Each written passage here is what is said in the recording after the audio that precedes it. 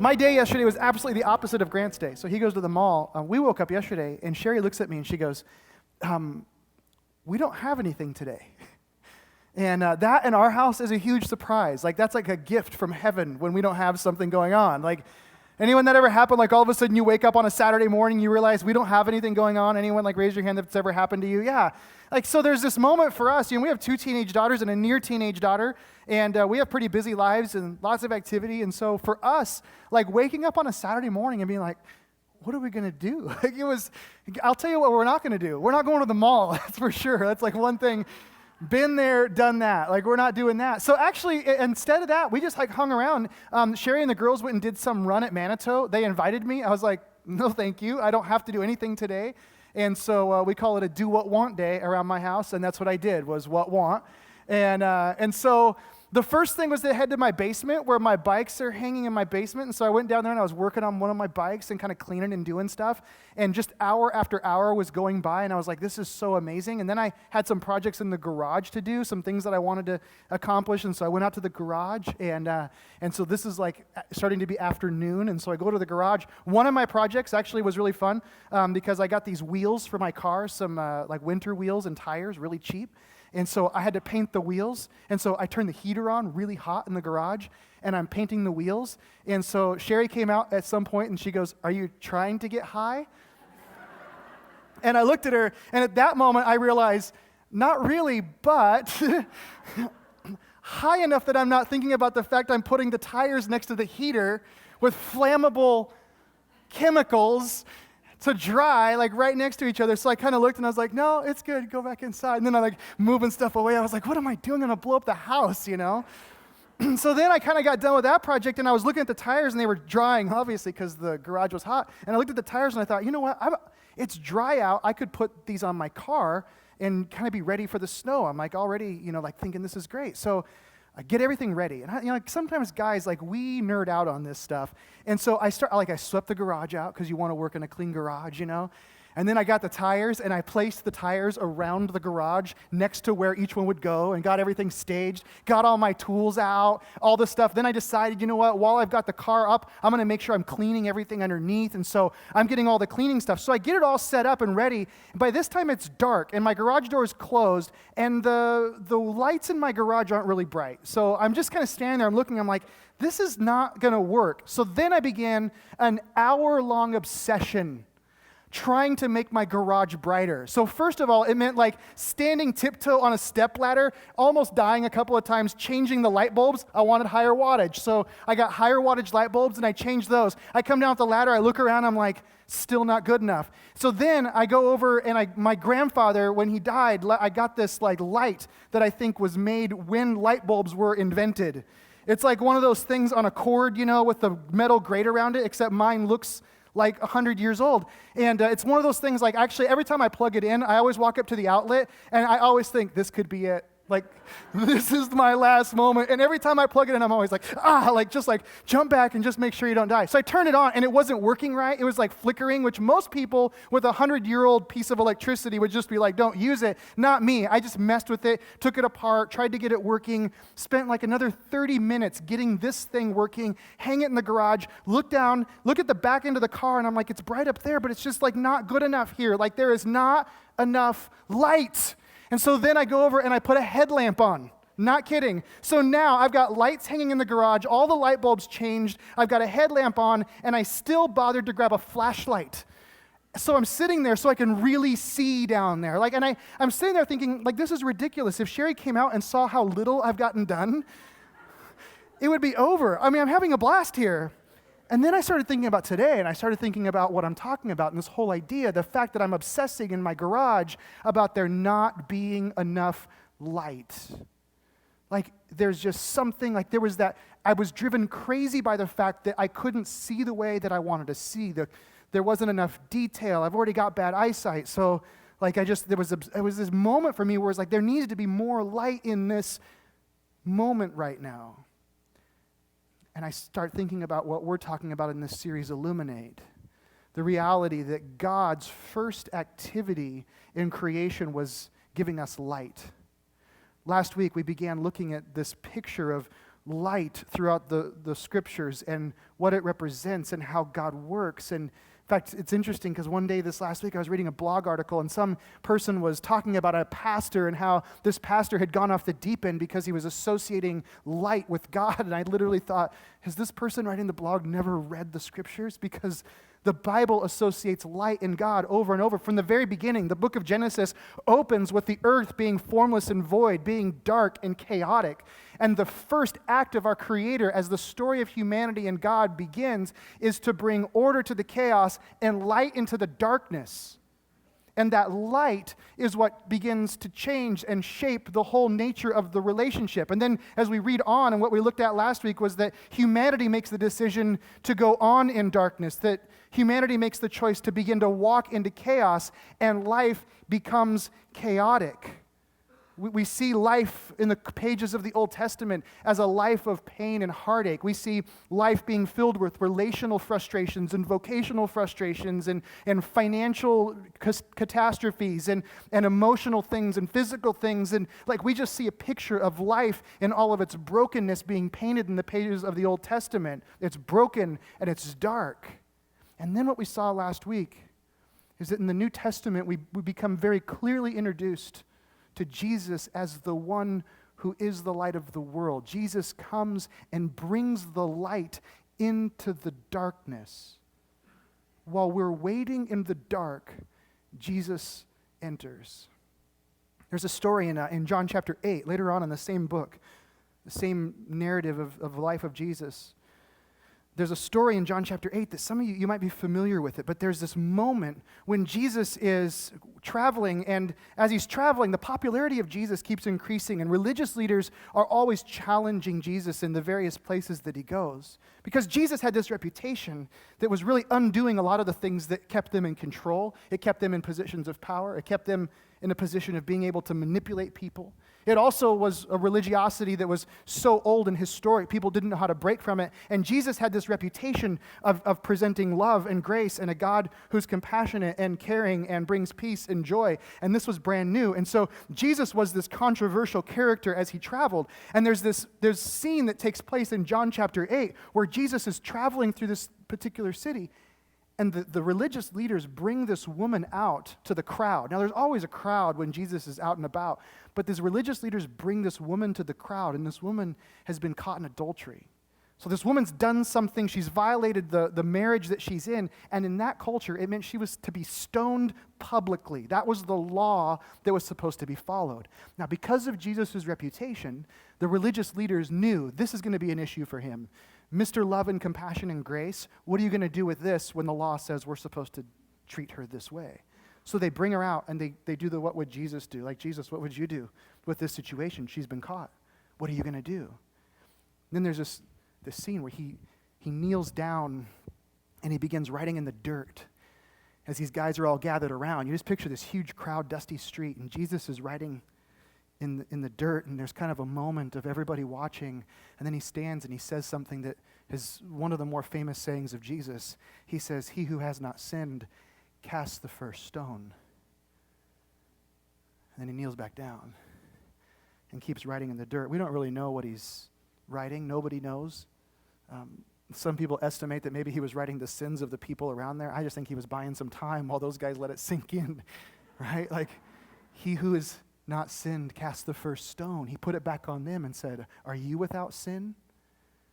Slowly, this group of men start to dissipate into the crowd. They start to find their way back amongst the people. And Jesus is left now standing here with this woman, and people are watching. That's why we know the story. People are watching, and there's this moment of, well, what's he going to do? And Jesus looks at the woman and he says, "I don't condemn you. Go and sin no more." Don't live this life of brokenness. And then, after he sends her, the next thing that Jesus turns to the crowd and begins to teach to them is John chapter 8, verse 12. He says this, out of this moment of darkness and light, he says, "I am the light of the world. Whoever follows me will not walk in darkness, but will have the light of life. Imagine those guys sitting there in that moment. You're like, everybody's watching, and they know, even though this is religious, even though this is legal, even there was like a part of them that knew this situation is so broken. Like, it's broken for her, and it's broken for the religious leader. It's broken for the people who were standing on the sidelines saying there's like something wrong with these guys doing this. Like all of this is darkness. And Jesus stands out of this moment, and he goes, there will be no more darkness when you follow me. Like the brokenness and the ridiculousness and the tension, there is light that penetrates the darkness. I am the light of the world, and those that follow me, they illuminate their own lives, and this darkness, this brokenness, this insanity that humanity lives in dissipates at my very presence. I bring light into darkness. I make order out of chaos. That's what Jesus says out of a practical moment like that. A little later in the book of John, actually the next chapter, when you turn the pages over, Jesus is walking with his disciples, and they find themselves in another very broken darkness sort of moment. They're walking, and there's a man they pass, and he's described as the man who's born blind. Now, that description we have mainly because these guys say, what happened to this guy that he was born blind? The reason they knew must have been some sort of cultural clue. It must have been something about where he was sitting, or maybe the fact that he was a known person. We don't know the details around this man. All we know is that he's a man who was born blind. He was born that way. And the disciples actually asked Jesus, they say, was it his parents that sinned, or was it he that sinned? What are they doing when they ask that question? Like sometimes you go, well, yeah, because the religious system of their day said that this man is blind because somebody did something. That's the only explanation we have for human brokenness, is somebody must have done something to deserve this, right? And so when they say, was it their parent that sinned, or was it him that sinned, which is a ridiculous question if he was born blind, right?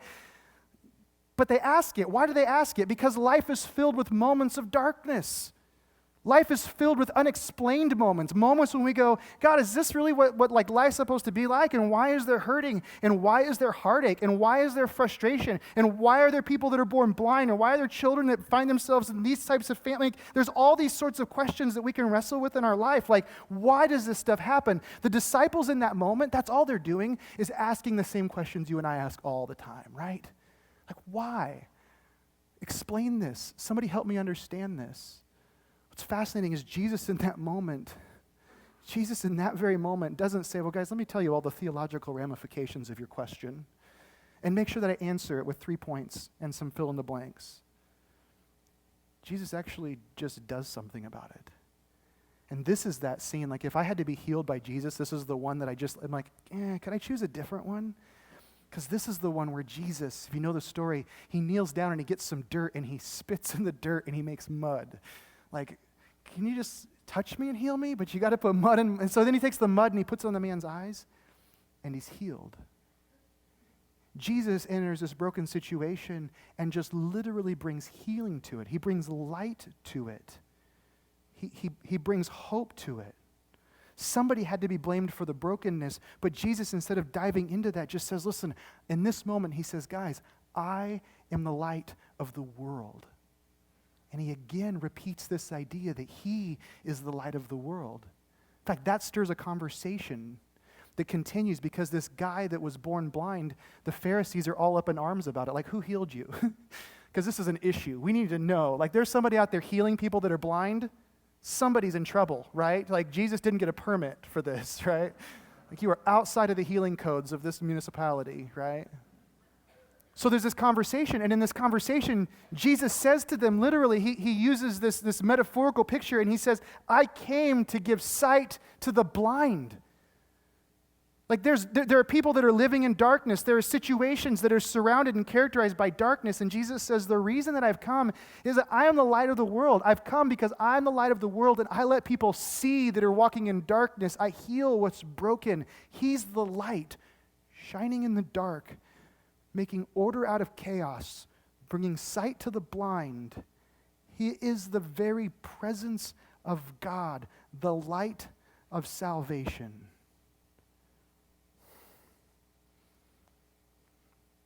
Now, many of us know this, don't we? there's something that happens. And if you call yourself a Christ follower, there's something that happens for most of us that are really Christ followers. And if you've stepped across that line where you say, you know what, I follow Jesus, my guess is that there was a circumstance. There was a situation. There was something that happened. And maybe you knew about Jesus. Maybe you grew up around the church and there was an ideology of the church and Jesus, and you maybe ascribed to it. Maybe Jesus resolved philosophical questions in a way that was plausible to you, and so you were a Christ follower because of that. Or maybe you just chose to believe this and there was some sort of intellectual dynamic to it. There's a lot of things where a lot of people who have experiences with Jesus that are very, very cerebral. We believe certain things to be true about him. But when you're a Christ follower, for most of us that are Christ followers, there's a moment. There's a point in time. There was a situation where the world went dark around you. Like there was a relationship that blew up, or there was a loss that was unexplained, or there was a job scenario, or there was something inside of you where there was anxiety and there was worry. There's like you look at people who are Christ followers, and if you track back in their story time and time again, what you see is that there was a moment when they were in darkness, and Jesus entered that moment. And he gave them strength they didn't know they had, and he gave them joy when they didn't think they could even laugh, gave them peace when there was anxiety, gave them hope in the middle of loss. There's a story, there's a moment in time, and that for many of us is what we hold on to. So even the ups and the downs and the peaks and the valleys of our relationship with Christ are oftentimes held together by these experiences we've had where we go, you know what, I know what I believe intellectually, but I've also experienced him personally. Like Jesus came into my darkness, right? Like Jesus came into a moment, and I don't know how I would have gotten through it without him. That's what we hold to. We know this to be true. We know that Jesus enters the dark, and when he enters the dark, there is no explanation for it, and that's why we follow him. And for many of us, that's what's galvanized our faith, is it went from something that we believed to something that we experienced and lived. We walked in the dark, we waited in the dark, and Jesus met us because he's the light of the world. Agreed? Here's what's really interesting. Jesus is the light of the world. John says he is. He says he is. Others say that he is. We all agree that he is. And then in Matthew chapter 5, Jesus is beginning a sermon that's called the Sermon on the Mount. He actually begins this sermon very much the way that we've started our time this morning. He begins by talking about they're called the Beatitudes, but he says, you're blessed when the days are dark, when you're poor, when you're meek, when you're hurting. He says, you're blessed in the darkness. You're blessed. And so there's this acknowledgement, like he's saying, guys, that's what binds us together, is we experience the blessing of God in the middle of our brokenness. But then in verse 12 of Matthew chapter 5, he flips this whole thing around in a way that's absolutely mind-blowing. It's absolutely mind-blowing because this is what he says. Actually, verse 14 is where we'll look at. Verse 14, he says this: you are the light of the world. You are the light of the world. A city set on a hill cannot be hidden, nor do people light a lamp and put it under a basket, but on a stand, and it gives light to all in the house. In the same way, let your light shine before others, so that they may see your good works and give glory to your Father who's in heaven. You are the light of the world. You know when I read that, you know what I do? I have a little conversation with Jesus, and it goes like this: you're the light of the world. And he goes, no. Well, yeah, but you're the light of the world. I'm like, no. You're the light of the world, right? Like, which one is it? Like, Jesus, we just got done seeing how you're the light of the world, and now you're looking at me and saying, I'm the light of the world. Like, one of us has to be wrong here, right? Like, is this possible? Like, we just got done agreeing that you're the light of the world, and then Jesus turns to us and says, you're the light of the world. Which one is it, right? Like, this could be very confusing. Jesus says, if you follow me, if you participate in this light with me, if you have experienced me, then you now come to the dark places in life and you bring light. You make the darkness come to life because you've experienced me. You are the light of the world. He's reversing the whole thing. Like he's giving us a radically different job description. He's turning this whole thing around on us. He's saying, listen, you're the light of the world. What does the light do? The light illuminates in the darkness. The light brings color and life, does it not? Like when you think about the early morning of a day, like before the sun comes up, the light is gray. And after the sun goes down and the sunset's dissipated, the light is gray. You can't distinguish colors. It's very flat. When there's light, there's color, there's life, there's a vividness to it. Jesus says, you and I, we are the light of the world. We bring color to life and we bring light to the darkness. That's what he's describing. And you say, well, how do I do that? Like, Jesus, that's really cool, but you're also God in the flesh. Like, that's the whole reason we celebrate you at Christmas, because you're a little different than me, right?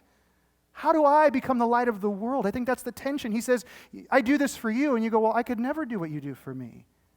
And yet, even the way that Jesus is describing this unpacks how we carry it out. In verse 12 of Matthew 5, he says that we are salt. In verse 14, he says we're light.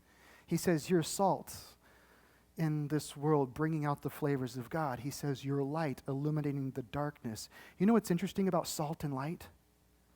They are two of the most common things that we can experience as human beings, right? There's nothing unique or special about salt. Case in point. You get a big old block of Morton salt, put it on a ring, and look at your sweetheart and say, will you marry me? Right? Oh, no, you didn't, right? There's nothing special or unique about this mineral called salt. It's everywhere. It's plentiful, right? It's this very common, very ordinary thing. And light is something that's so ordinary, we get to experience it every day, whether we like it or not, right?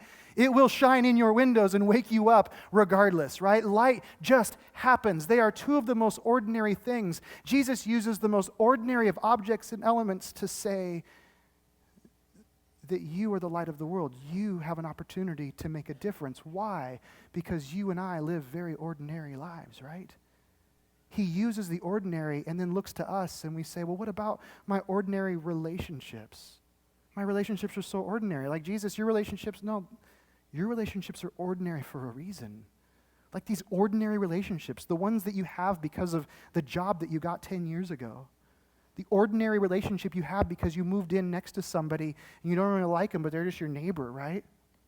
Like, you have ordinary relationships. Like, you have ordinary things in your life. You have an ordinary job, and you just go to your ordinary job and you do it, and isn't that special? And you go, it's just an ordinary thing, right? Or maybe it's you're at your house, and every day your ordinary life is just getting your kids dressed and out the door and getting them to show up at school on time, right? It's very ordinary. There are all of these ordinary moments. There are ordinary activities, and there's just life. Life is ordinary, and Jesus uses the most ordinary of elements to paint a picture of our very ordinary lives being extraordinary. You are the light of the world, and it's in the context of this ordinary life that you bring light into the darkness. Jesus says you're the light of the world. The Apostle Paul, over and over again, uses this same message to say, if you follow Jesus, like if you call yourself a Christ follower, then you take this seriously. Like if you've recognized your need for light in the darkness, then you also choose to be one who brings the light into the darkness. Which brings a question about, what kind of influence do you have in the ordinary places of your life? That's a real question. In the ordinary recreation, in the ordinary job, in the ordinary list of to-dos, in the ordinary grocery shopping, and in the ordinary neighborhood stuff, what kind of influence do you have? Do you bring light into the darkness? And the reason that Jesus is saying you and I are here is that we provide a light to the pathway to God. Like we're directing people's paths. He literally says, you are the light of the world. A city on a hill cannot be hidden. He says, let your light shine before men. Like he's being very clear about this. The life of somebody who's a Christ follower should be lived in such a way that it draws people to God. Is that the influence that you have? It's like nowhere in this does Jesus say, okay, I just came so that you would have light, and it would just kind of stay here with you, right? Like Jesus doesn't say, I came to give you a headlamp so that you could just kind of walk around and make your own way. A couple weeks back, my friend Jason shows up at my house on a Wednesday morning to go for a trail run, and it was really dark, and he brought his dog, who was crazy and runs all over. And he gets out of his truck, and he goes, oh, man, he goes, my headlamp's broken, it doesn't work, whatever. And I go, that's bad news, because my headlamp, the batteries are dying. And so we go for a run. I put my headlamp on, and I've got just my headlamp, which is normally kind of for you.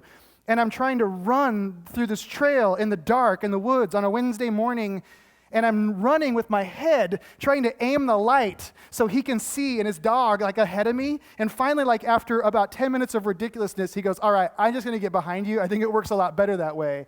Because a headlamp isn't meant to do that, right? Jesus didn't give you a headlamp. He didn't say, listen, I just want to light your little way so that your little life is really good. He goes, no, I've given you a lamp. You're like a city set on a hill. There's a reason that you're here, and it's to let your light shine for other people to see. Nowhere does he give you an excuse and say, this is cool if you just hide it under a bushel, right? No. Right? I'm going to let it. Yeah, some of you are like, what is going on? How does everyone know this? It's like a flash mob at church. No. We sat through bad days of Sunday school. That's what that was, right?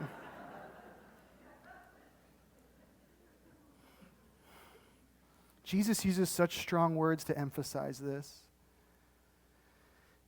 He literally says, do not hide your light. Don't hide your light. In reference to this, there are really three kinds of Christ followers. And I just want to give them to you. And I'm going to give them to you. Maybe you want to write them down. But more than writing them down, maybe it's something just to think through. Who am I? When I think about these three Christ followers, which one do I fall into? And I know that not everybody here is a Christ follower, but for those of us that are, here are the three categories that we tend to fall into regarding this whole idea of being the light of the world. The first one is that there are private Christians. Private Christians. Here's what a private Christian is. It's somebody who absolutely has very solid faith in Christ, and he has illuminated the dark places of their life. And they simultaneously have lots of exposure to the dark places in this world. They live in dark neighborhoods, and they live in dark workplaces. They go every day. They have conversations, and they see the darkness. They experience the darkness. They hang out sometimes with the darkness, right? They recreate with people that are living in the dark. They have exponentially great numbers of chances to be exposed to people that are just living in darkness. They see lots of chaos. They experience it. They get a front row seat to it, but they never let anybody know what they believe. That is a private Christian. They believe wholeheartedly, but whether it's anxiety or fear or thoughts of being rejected, they can't imagine ever bringing light into the darkness. The second group is a secluded Christian. The secluded Christian has a very legitimate faith. Jesus has illuminated the dark places of their life. And somewhere along the way, they developed so many friends who were Christians that they never hung out with anybody ever again that didn't follow Jesus, right? They fill their calendar every week, and it is all about people who are following Jesus. And they happen to maybe work in a place where it seems like everybody's praying at lunch, right? Or maybe they retired, and so they just don't have the relationships. Or maybe their kids graduated from school or quit playing soccer, and that was the only place they knew anybody that was walking in darkness. They find themselves now living in a place where everything, every day, is just like this Christian utopia, and they really don't know anybody that walks or lives in the darkness. Jesus speaks to both of these people and says, let your light shine. Like the third group. The third group is what I call the public Christian. The public Christian has deep relationships with people who are living in darkness. They're deeply embedded in the culture around them. They're well aware of the brokenness. It doesn't make them uncomfortable or nervous. It doesn't rattle their cage. And they're not afraid to let people know what they believe. They don't force people to agree with them, but at the same time, they don't hesitate in describing what they believe and why they believe it. And when opportunities come, they mention it. There's a public faith. That's what Jesus is describing, is that we live our lives in such a way that as we go out into the world, it's not with a headlamp to light our way, but with a lantern that says, hang around me and eventually you'll see God. You'll experience Him. You'll come near to Him. You'll see more of Him if you hang around here. That's the end game, a public faith for all of us. There are two great experiences I think that we have in our life. One is when we get to experience Jesus entering the darkness for us. In those moments, whether the first time or every time after, it's unbelievable when it happens. But the other most significant, greatest moment that we ever experience as Christ followers is when somebody else for the first time begins to understand who Jesus is and what He's really all about. That's an amazing experience as a Christ follower and completely to be a part of our experience following Him. How do you go from being private or secluded to being public with your faith? I'm going to give you a couple of things. And one of the things that I want to talk about, I'll talk about next week a little bit that'll help some of this, inform some of it. But I want to talk about two things. The first one, to help those of you that have a private faith. You believe, but you just never talk about it. It has to do with the wattage of the bulb. First thing I did in my garage when I needed more light to shine into the darker places of my garage was change the light bulbs. I looked up and I had 60-watt bulbs hanging out up there. And I'm like, this isn't going to do it, right? So I got like floodlights. My power meter just started going spinning, and I was like, man, let's light this place up. When it comes to us penetrating the dark places with our lives and being a person that can be more public in our faith, it begins with us inviting God to illuminate our own lives at a greater rate. And oftentimes the reason that we hesitate to be public or the reason that we're not confident is because we lack the personal experiences where God has illuminated the dark moments of our life.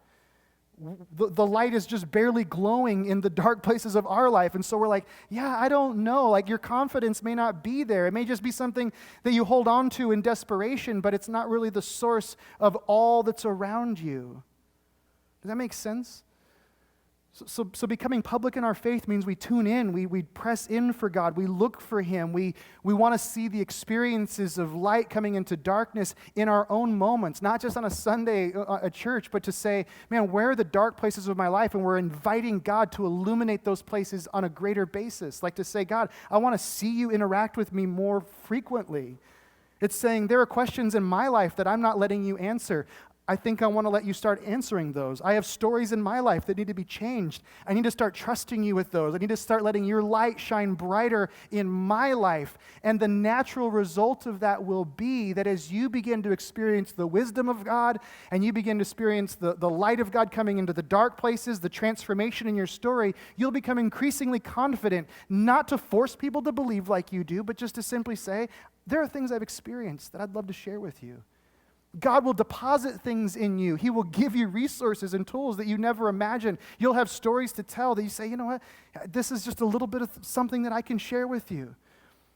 This last week I was talking with a friend, we were sitting down and we were just describing just the tension I think that sometimes exists, and then you realize, like with this whole conversation of penetrating the darkness and just being a light in our world, I think sometimes if you're a private Christian or a secluded Christian, you can forget that we are in a culture where on a regular basis, we all gather in this room and we say, God, would you speak to me and give me wisdom for life? Show me the way. Give me some direction. We look to each other in community groups and we challenge each other to grow and take paths that are sometimes not the easiest path to take. That's an uncommon thing. When you meet people and you have relationship and friendship with people that live outside of the community of faith, they wander. There's such a lack of wisdom. There's such a lack of truth. There's such a lack of genuine friendship that says, can I come alongside of you in a dark moment and just be there for you? So when you let the light of God shine, not only do you have your life illuminated, but God deposits in you a wealth of wisdom and knowledge and love and care that you can bring to others. And so if your faith is private, suddenly it has the opportunity to become more public. If your faith is secluded, it really comes down to one thing, and that's proximity. If you find yourself in a place where you say, I don't really have much exposure to the darkness, well, it's a proximity thing. Think about this. There's a room full of lights, lamps, and they're all on except for one. And you walk in and you turn that one lamp on. What kind of difference does it make? Not much, right? Turn off all the other lamps and walk into that room and now go turn that one lamp on. What kind of difference does it make? It makes all the difference in the world. You and I, penetrating the darkness, finding ourselves in places where we can bring the light. It may not be the most comfortable. It may not be the warmest place. But when our light shines, it shines brighter and has greater impact. I know some of you go, man, are you just telling me like I just walked out of the darkness? Like I've been living in a really dark place and I'm just trying to follow Jesus and you want me to go back? For some of you in certain circumstances, I say, why don't you just wait a little bit, right? But for the rest of us, that's not an excuse. The challenge that Jesus is giving us is to say, go into the dark and hold the lamp up and be a light and make a difference. It's a proximity thing. It's a closeness. That's what Jesus did. Jesus was so intentional with people who believed differently. He even refers to us as being enemies of God, and yet he comes to us and loves us. There's this conversation in Matthew where Jesus says, he basically says this, he says, what good is it if you just go and greet people who look just like you and believe like you do? The word greet that's used as Jesus phrases that, the way he uses it, the idea of greeting somebody is welcoming somebody into your life. Jesus says, what good is it if the only people that you welcome into your life, if the only people that you're in community with and caring for, who are caring for you, what good is it if they all look just like you and smell just like you and vote just like you and believe just like you? Jesus said, what good does it do?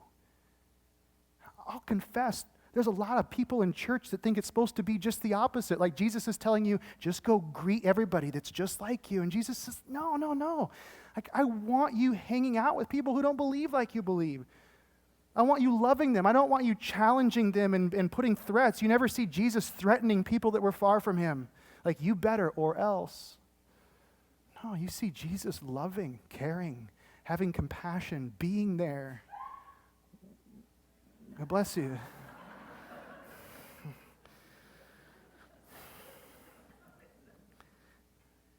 Pluralism is a reality in our culture today.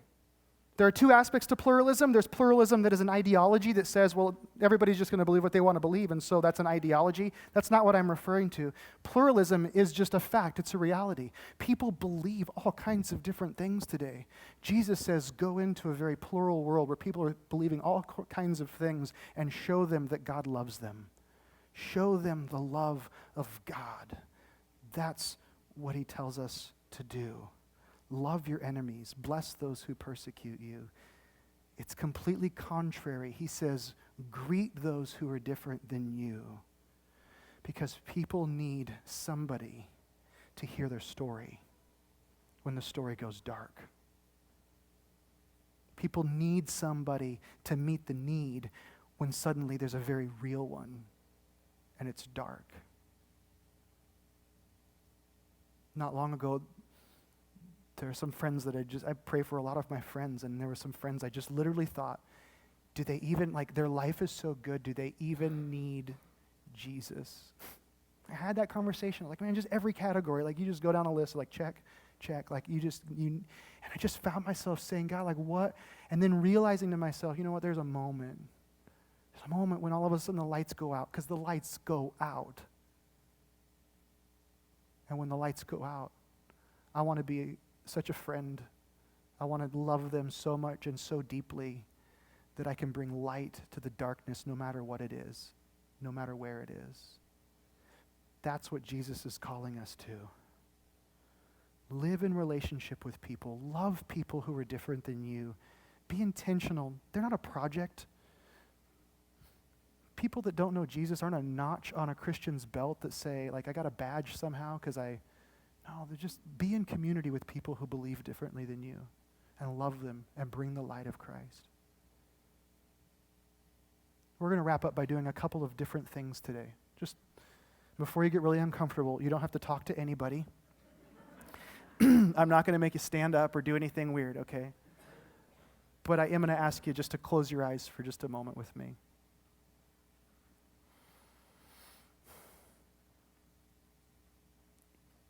A couple of weeks ago, I did this with a group of individuals who were starting new churches in Seattle, and it was just so helpful for us there, and I just thought, I want to do this with us here.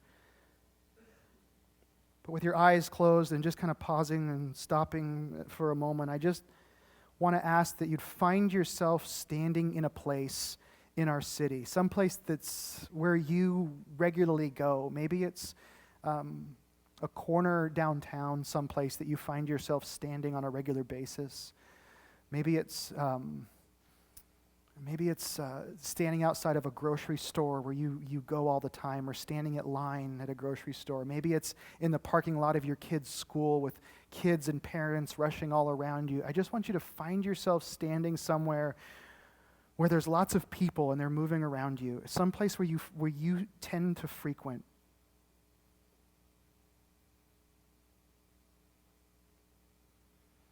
And I want you to imagine being able to look around.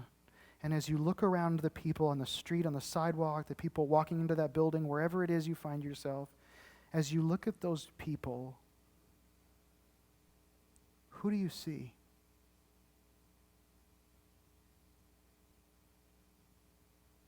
You see moms pushing strollers? Do you see guys frantically fixing their tie and heading into a building? Do you picture a woman just talking on her cell phone, having a loud conversation and overhearing things that are going on in her life? Do you see people that are hurrying? Do you see people that are stressed? What's going on behind the scenes of their day? Is there relational stress? Are their kids just blowing up? Is their marriage falling apart? Is their body breaking down? What are they worried about?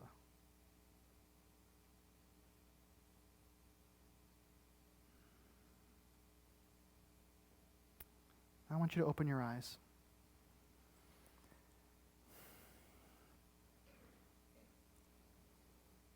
The people that are in your life every single day, the ordinary people in your life every day, whether you recognize it or not, they're living in darkness. They got broken relationships. They got broken finances. They got stress. They got internal spiritual questions. They have emotional issues. They're walking through dark days. And for me, stopping and pausing and just removing the names for a moment and just seeing them makes me realize, and the people that we work with and the people that we play with, the people that live on our street, they hurt and they ache and they're wandering in the dark and they're waiting for someone like you and I to just be there and bring the light of Christ, to bring the light of the world and illuminate the darkness and draw them towards God. When you came in today, you had a little post-it on your seat. And we're going to end by just a little activity here. I'm going to give you just a minute. But what I want you to do is now move from a place where you visualize random people to thinking about specific people. And I'm going to ask that you write down a couple of names. First name only. Don't use last names, but first name only. Write down the names of a couple of people who in your life you know it's just dark. It's just dark where they are. Maybe that place is in a cubicle next to you, or maybe it's right down the road from you, but their place is dark. And I just want you to write their name as just a way of praying for them and saying, you know what, I want to take time right now to think about them and acknowledge that I have the light and they're in a place of darkness, and I get to carry light at whatever place, whatever point, I get to show light to them. And then when you walked in today, the big box that had all the tags on it last week, today it has invitations for our Christmas Eve service. For some of the people on your Post-it, it may be that person lives in town, and for whatever reason, people will come to church. Like, you can get anybody to come to church with you at Christmas and Easter. Like, your neighbor who does animal sacrifices will probably come to church with you on Christmas or Easter, right? They're just like, sure, yeah, whatever. You're like, what? I just don't get it, but they will. And so as you write those names, as you pray about those people, I also want to encourage you, when the service is done today and you're leaving, to go out to the box, grab an invitation.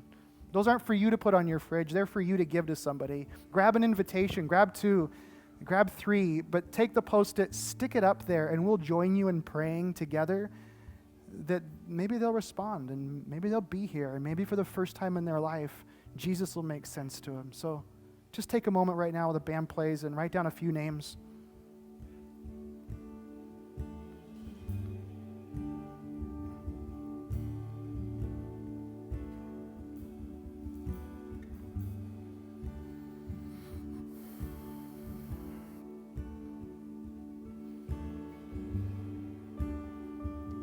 I'll confess that I probably pray for my friends that don't have my faith more than I pray for my family. That's probably something I shouldn't confess when my family's in the room with me. But I'll also say that one of the greatest joys of my life is when people that I've prayed for, people that I've written down on a Post-it note or slid on a piece of paper in my Bible, when there's that moment when the darkness comes in their life and I just have the opportunity to be there alongside of them, and I find myself being like suddenly God uses me in their life, and I go, man, what is this? And it's like Jesus whispers, you're the light of the world. And it's such a great thing to look back on my life and go, man, there's so many times when I've written somebody's name down and I've seen Jesus work in their life, and it's because we prayed and we trusted God's sovereignty and who he is. And I want to close with Isaiah 49, because this is the heart of God. The heart of God is just loving people that are in the dark, not hating them, but loving them. Even back in Isaiah, he said, is it too light a thing that you should be my servant to raise up the tribes of Jacob and to bring back the preserved of Israel? I will make you a light for the nations, that my salvation may reach to the end of the earth. God cares about people, plain and simple. Let's pray. Would you stand with me as we pray?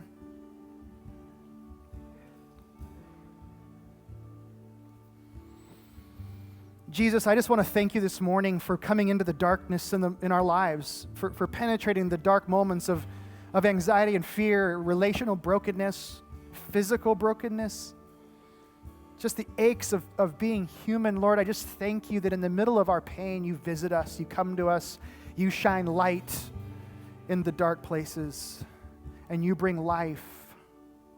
I thank you, Lord. I also pray this morning that you would open our eyes to your words, and that we would see so clearly that those who follow you right back into the darkness to bring more light into this world, because this world isn't light enough. Lord, help us to see that our workplaces aren't light enough, our schools aren't light enough, our neighborhoods aren't light enough, our world is not light enough, and you've sent us into this world to be the light. I pray this in your name. Amen. Let's